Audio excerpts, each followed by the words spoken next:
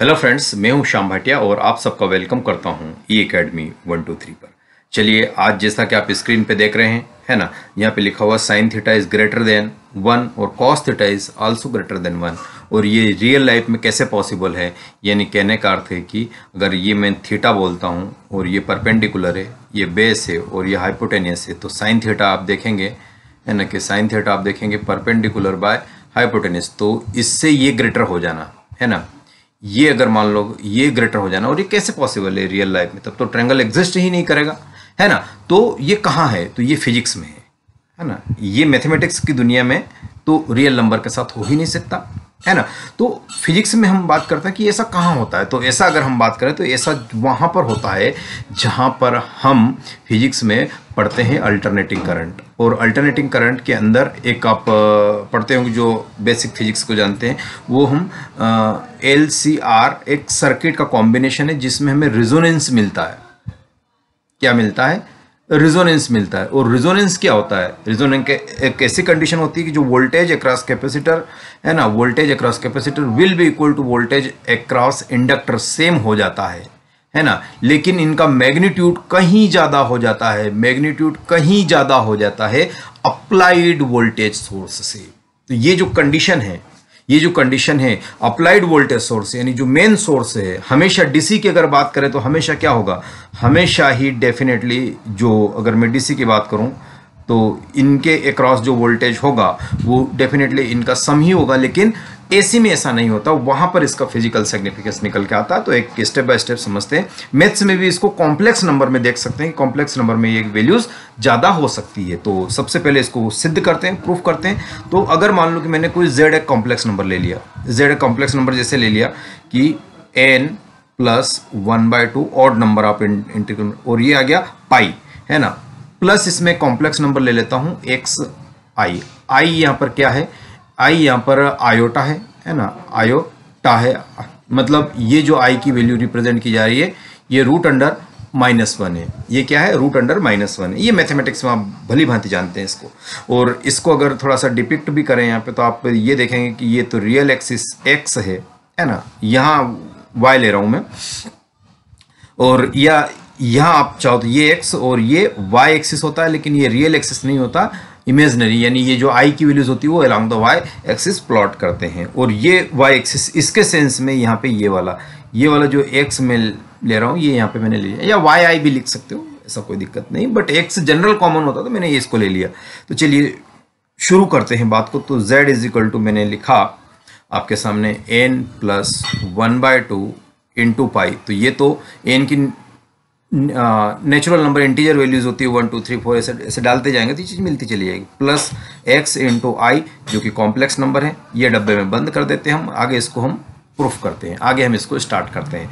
तो सबसे पहले मान लो कि मैं साइन z लिखता हूँ, साइन ऑफ z, और z को हम कैसे लिख सकते हैं? साइन z को हम ऐसे लिखेंगे कि साइन ऑफ, है ना, z की वैल्यूज अभी आपके सामने कितने आ रहे हैं, n प्लस 1/2 पाई, है ना, प्लस आ गया x ऑफ i, है ना, ये, और ये वाला बड़ा ब्रैकेट बंद कर दिया मैंने, है ना, ये वाला बड़ा ब्रैकेट बंद कर दिया। अब आप कॉम्प्लेक्स नंबर की दुनिया में जानते हैं, है ना, कॉम्प्लेक्स नंबर की दुनिया में जानते हैं कि इसका जो रिप्रेजेंटेशन होता है, रिप्रेजेंटेशन कैसा होता है कि अगर आपने इसको लिखा कि cos ऑफ z, है ना, cos of z plus i of sine z, ये सिस थीटा का रिप्रेजेंटेशन आइन z इज इक्वल टू आपको क्या मिलने वाला है ना, e की पावर आपके पास मिल जाएगा सिंपल, i की पावर z मिल जाता है ना, या ऐसे ना भी लिखे इसको i की पावर z तो सिंपल z लिख सकते हैं, iz। और अगर इसी को मैं लिखूँ तो ये भी आ जाएगा cos z minus i of sine z आ जाएगा, और ये e की power minus i of z, और इनको ऐड करेंगे तो मेरे पास जो सिंपल निकल कर आता है sine of z equal to आपके पास आ जाएगा e की पावर i ऑफ z, है ना, और इसको माइनस करेंगे तब ना ये कॉस कैंसिल होगा और ये माइनस माइनस प्लस हो जाएगा और ये 2i हो जाएगा, माइनस e की पावर माइनस वाला ei/z अपान में ये 2i साइन z था तो ये 2i अपान में आ गया। यहां से ये इक्वेशन नंबर 1 है, यहां से हम इसको सिद्ध करना, इसको प्रूफ करना स्टार्ट करेंगे कि ये साइन z की वैल्यू 1 से ग्रेटर कैसे होती है। तो चलिए बात को शुरू करते हैं। है ना। यहाँ पे ये वाली चीज़ आ गई आपके पास। तो अब मैं इसको आगे प्रोसीड करना शुरू करता हूँ। तो साइन जेड को खोल देते हैं, है ना। तो यहाँ पे आपके पास आ गया कि साइन ऑफ, है ना, जेड। अब इसको ई आई थीटा के फॉर्मेट में अलग अलग खोल देते हैं। तो जेड की वैल्यू जो स्टार्टिंग में है वो पुट कर देता हूँ मैं। जेड की वैल्यू कितनी है, N upon 1 + 2 pi plus x of i, ये बड़ा ब्रैकेट, ये बड़ा ब्रैकेट, है ना, माइनस ई की पावर माइनस आई, अगेन जेड की सेम वैल्यू एन प्लस 1/2 पाई, है ना, फिर प्लस एक्स ऑफ आई, और ये बड़ा ब्रैकेट से इसको अगेन मैंने क्लोज कर दिया। आई जेड की वैल्यू पुट कर रहा हूँ, और ये पूरे के अपान में, है ना, पूरे के अपान में क्या है लिखा हुआ है, 2i है, पूरे के अपान में 2i लिखा हुआ है। तो एक स्टेप और करते हैं साइन जेड की, है ना, साइन जेड की वैल्यू। अब e की पावर i को सेपरेट कर देते हैं। तो e की पावर, है ना, i को मल्टीप्लाई करो, और पाई का ये वाला ब्रैकेट खोलो, i का भी ये वाला ब्रैकेट खोलो, तो ये n पाई i हो जाएगा, n पाई i हो गया। फिर इंटू e की पावर क्या बच रहा है, e की पावर बच रहा है i पाई/2।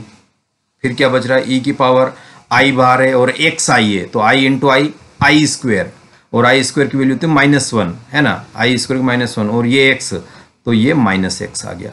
फिर माइनस बाहर रखा, फिर इसको भी ऐसे ब्रैकेट खोलो, -i से इस ब्रैकेट को खोला तो -n पाई और i आ गया, है ना। यानी पाई को भी ब्रैकेट अंदर वाला खोला और बाहर से i को मैंने एक साथ मल्टीप्लाई कर दिया, इंटू अब कितना आ रहा, पाई/2 इंटू आई, तो माइनस का, है ना, पाई/2 इंटू आई आ गया। फिर ये माइनस जो था बारी, और अब यहाँ पे e की पावर कितना आ जाएगा, e की पावर अगेन एक्स आई, और ये एक i बाहर भी बैठा, तो आई स्क्वेयर, और आई स्क्वेयर का -1 और बाहर का -1 +1 हो जाए, तो e की पावर x आ गया, e की पावर x आ गया।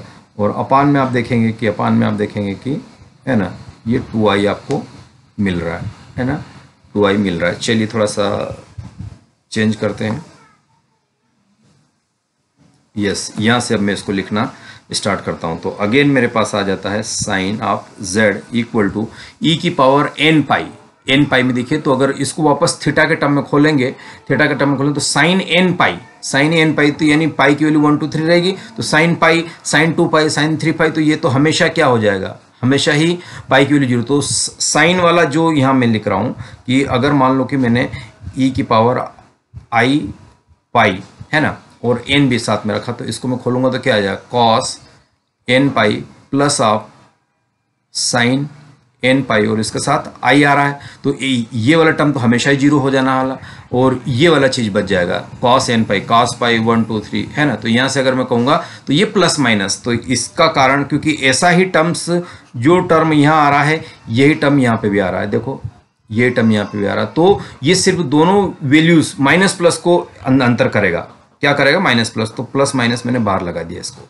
है ना, ज़्यादा दिमाग नहीं लगाना। अब इसको देखते हैं, साइन पाई/2, तो साइन पाई/2 अगर इसको इसी फॉर्मेट में खोलेंगे हम, ये जैसे मैंने यहाँ इस फॉर्मेट में, यहाँ पाई/2 आ जाएगा, है ना, अगर आई की है, और यहाँ साइन n पाई है, तो यहाँ भी पाई/2 मैं लिख देता हूँ इसको। तो अगर e की पावर आई पाई/2 खोलते हैं तो क्या मिलेगा, कॉस पाई/2 प्लस आई ऑफ साइन पाई/2 मिलेगा। तो ये वाला टर्म तो हमेशा जिंदगी में 0 रहना है।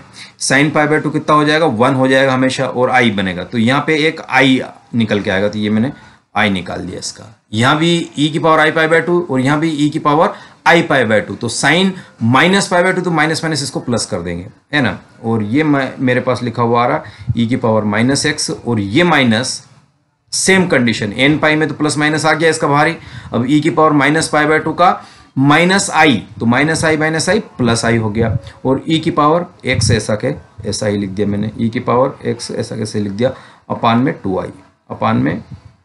2i, ये वाली कहानी क्लियर हो गई, अगर नहीं होती तो अगले स्टेप में करता हूँ मैं क्लियर। देखो अब फिर मैं लिख रहा हूँ कि sine z equal to plus minus, अब आई को बाहर निकाल लो, तो ये i मेरा बाहर निकल गया, और ये वाली जो कहानी बच रही है e की पावर -x प्लस i, इसका भी बाहर निकल गया, e की पावर +x अपान 2i, तो इस i को ये i कैंसिल कर देगा। अब यहाँ देखेंगे कि आप sine z equal to e की पावर -x प्लस ई की पावर प्लस एक्स अपान 2, और एक्स की वैल्यू लेट से या जेड की वैल्यू में मान लो कि मैंने लिख लिया क्या था वो n प्लस 1/2 की वैल्यू पाई प्लस एक्स आई था, और यहाँ एक्स आई की वैल्यू लेट से मैं 10 ले लेता हूँ। कितनी ले लेता हूँ? x की 10। तो ये वाली वैल्यूज़ आपके पास x की वैल्यू 10 ले लेता हूँ तो मुझे क्या मिलता है, और n की वैल्यू लेट से आप ले लो 1 ले लो, तो ये कितना हो जाएगा 1 लिए तो 3π/2 plus 10i। Oh my God, यानी 10i यानी ये x है, तो और अगर e की पावर यहाँ e की पावर -10 प्लस e की पावर 10 लिखता हूँ और ये 2 आता है तो ये तो 1 से कम ही आएगी, और ये e की पावर 10 मतलब 2.7 की पावर 10/2, यानी ये वाली जो साइन z की वैल्यूज़ जो आपके सामने आ रही है, साइन z की जो वैल्यूज़ आ रही है, क्या आप देखेंगे है ना, साइन z की अगर मैं वैल्यूज़ बोलूँ तो साइन z की वैल्यूज़ क्या मच ग्रेटर देन 1 आ गई, मच कई गुना। ये तो मैंने 10 ही लिया, अगर 100 ले लेता तो 2 की पावर 100 कितना हो जाता है, बहुत ज़्यादा हो सकता है। तो यानी साइन की वैल्यूज़ जो होती है कॉम्प्लेक्स नंबर में, है ना, कॉम्प्लेक्स नंबर की अगर मैं बात करूं, कॉम्प्लेक्स नंबर की अगर मैं बात करूं तो साइन की वैल्यू है ना, साइन z की वैल्यू 1 से ग्रेटर होती है। हाँ, रियल नंबर के लिए बात करें तो रियल नंबर जो आपने लोगों ने पढ़ रखा है, रियल नंबर के लिए तो वो 1 के इक्वल या 1 से छोटी होती है साइन। देखो अगर रियल नंबर की बात करता हूं तो यहाँ x क्या होना चाहिए, अगर ये वाला ही जो अगर मैं बात करता हूं कि आपके पास साइन z की वैल्यूज आ रही है और z इज इक्वल टू आपके पास आ रहा है n प्लस 1/2 ले लिया या 1 ही ले लो, है ना, अरे n plus 1/2 into pi plus x i है, और इस टर्म को x को अगर मैंने 0 पुट कर दिया तो z अब क्या हो गया, अब तो रियल हो गया z अगर रियल हुआ तो e की पावर x प्लस e की पावर वाट -x/2 जो भी था, तो अब यहाँ x क्या है, यहाँ तो 0 है x, और ये रखूँगा तो e की पावर 0 प्लस e की पावर -0 नथिंग बट 2, तो ये 1 प्लस 1/2, तो अब भी 1 ही आ रहा है, अब भी कितना आ रहा है, 1 ही आ रहा है। तो रियल नंबर के लिए तो ये वैलिड है ना, रियल नंबर के लिए तो कोई दिक्कत ही नहीं है, रियल नंबर के लिए तो ये साइन वाली वैल्यूज है, लेकिन कॉम्प्लेक्स नंबर के लिए अब भी ये वैलिड नहीं है, अब भी कॉम्प्लेक्स नंबर के लिए ये चीज़ वैलिड नहीं है। अच्छा हाँ, तो डेफिनेटली आपको याद रखना है कि अब इसका फिजिकल सिग्निफिकेंस क्या, थोड़ा सा ये समझा दीजिए। देखिए ये एक रेजिस्टेंस है, ये एक इंडक्टर है, सॉरी कैपेसिटर है, और ये एक इंडक्टर है, और इसको मैंने एक अल्टरनेटिंग सोर्स से मैंने अटैच कर दिया इसको, है ना, की लगाया, बाद में ये यहाँ से लगाया, तो इसमें से करंट फ्लो होगी, है ना, ये पॉजिटिव और ये नेगेटिव किसी एक इंस्टेंट पे, है ना, यहाँ से जो साइकिल के फॉर्म में अल्टरनेटिंग करंट यहाँ से रिलीज हो जाएगी। तो ये तो रेजिस्टेंस R है ना, ये कैपेसिटेंस C है और ये इंडक्टर L है। तो अगर आप इसको देखेंगे एट रेजोनेंस, देखो इसका फिजिकल सिग्निफिकेंस कहाँ पर है ना, फिजिक्स कैसे चमत्कार करती है, फिजिक्स कैसे चमत्कार करती है वो यहाँ दिखता है।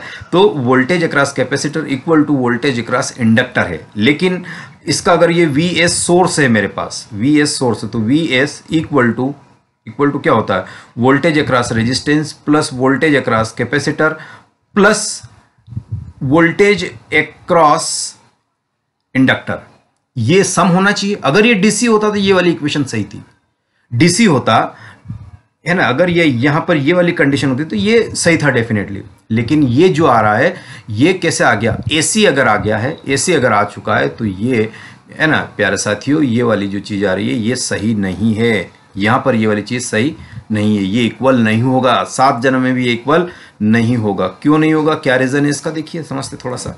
तो Vs जो होगा मेरे पास VR है ना प्लस VC माइनस VL, जैसा भी वो कंडीशन रहा हो, ये स्क्वायर ये स्क्वायर और इसको अंडर रूट करके हम लगाते हैं।